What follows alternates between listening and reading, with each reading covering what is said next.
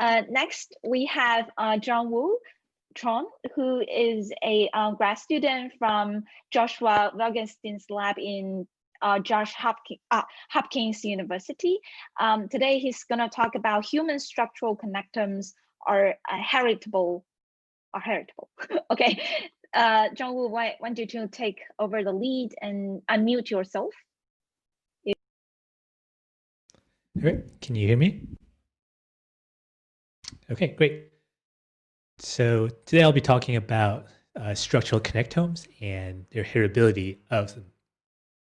So what is heritability?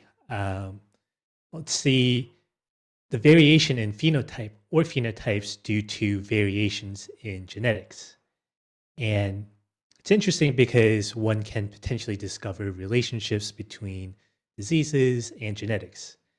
And in neuroscience, one thing that we might be interested in is understanding how the connectivity of the brain itself is influenced by genetics.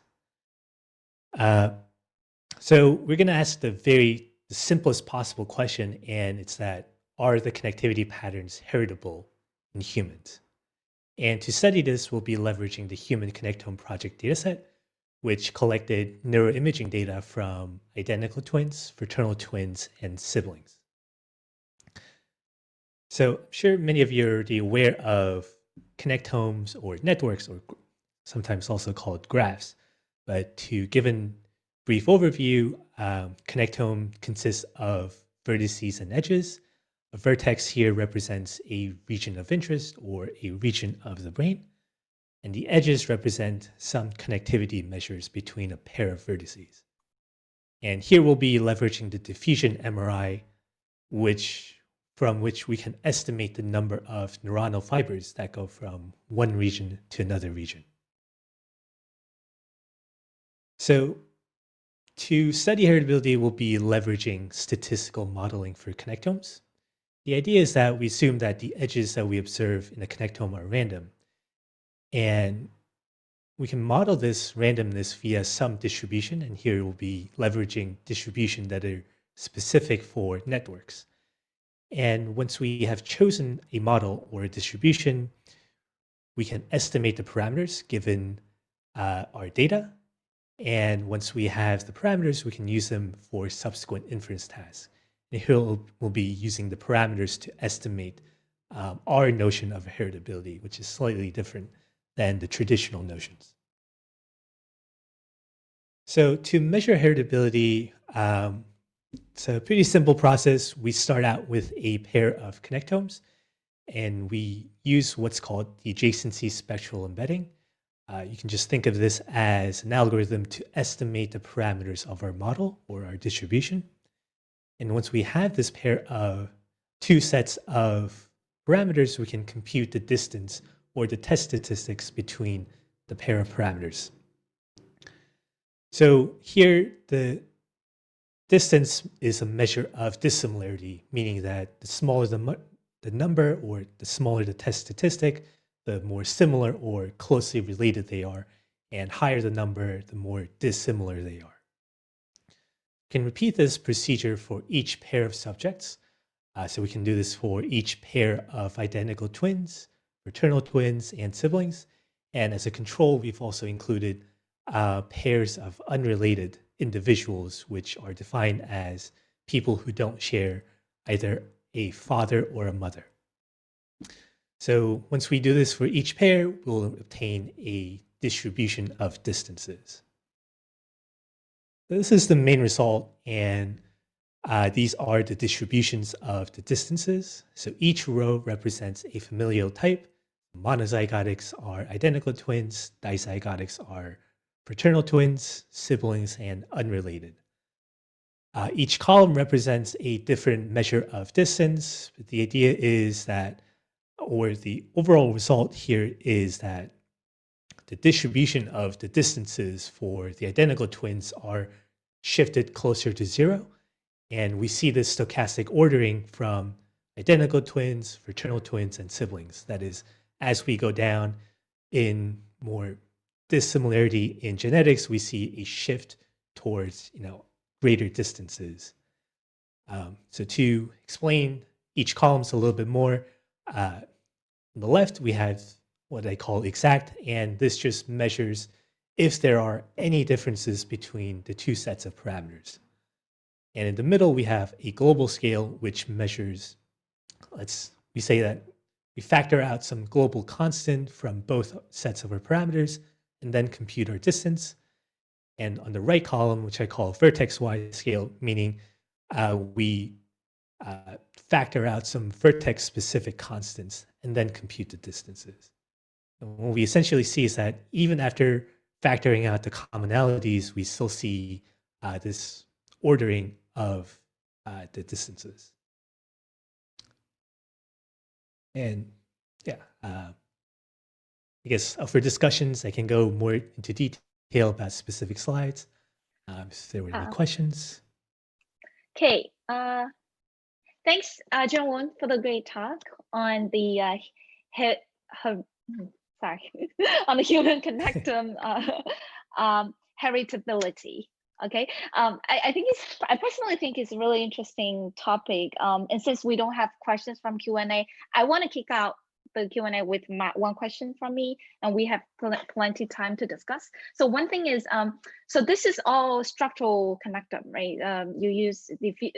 You probably collect the data yourself or from collaborator from the using diffusion MRI.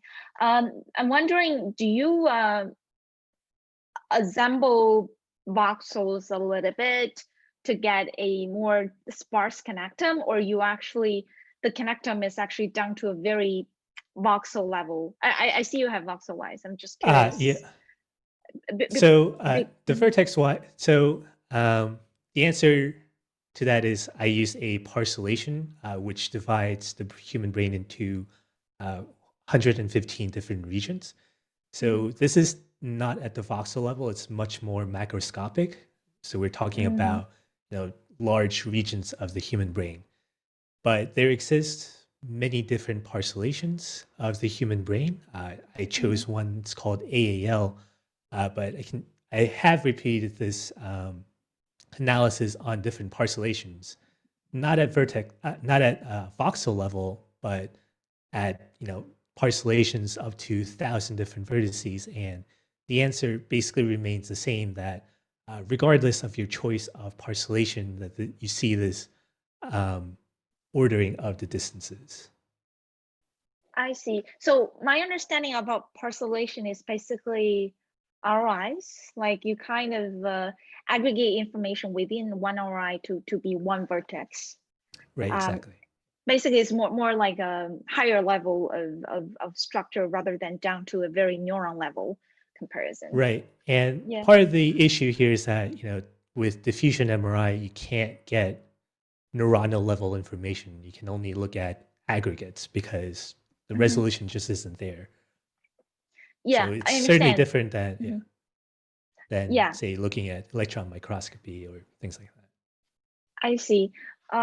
Yeah, but even like aggregation level, I mean, voxel is not just single neuron. It's like it's a group neuron that within a particle 3D in a 3D area, right? So that's still a kind of aggregation, but still you can further zoom out to be parcellations or to be RIs that you further aggregate this information to represent the non-neural activity, the like a vertex for a specific structure. So yeah, that's good to know just at which level the information is lays on, because it's possible that when you get to a very lower level, you don't see very strong similarity or a very close distance across people who don't have any relationship.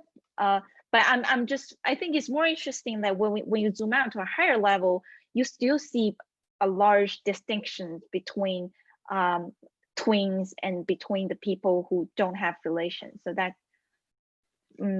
that's more convincing rather than when you get down to a very neuronal or voxel level of comparison.